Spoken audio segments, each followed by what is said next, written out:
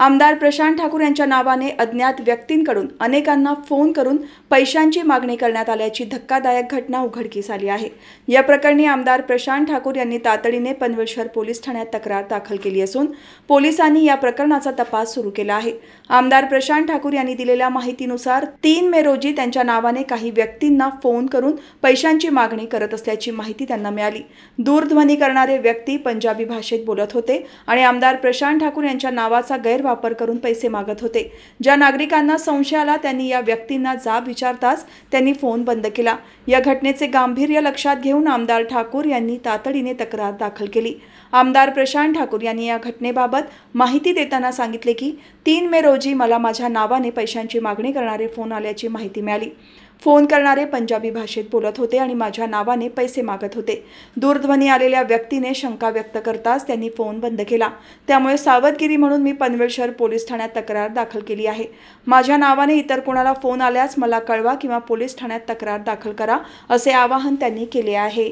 नमस्कार, पनवेल शहर पोलीस ठाण्यामध्ये मी एक तक्रार दाखल केलेली आहे।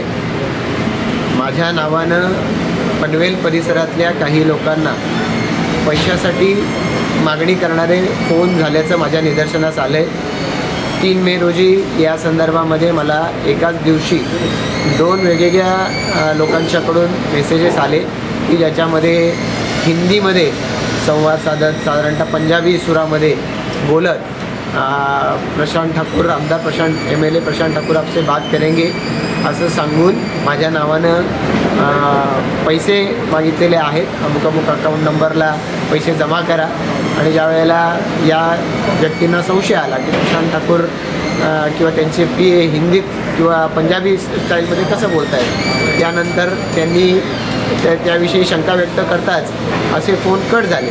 पण एकाच दिवशी असे 2 फोन आल्यामुळे सावधगिरीचा उपाय या नात्यानं मी पोलीस स्टेशनला स्वतः तक्रार दाखल केलेली आहे।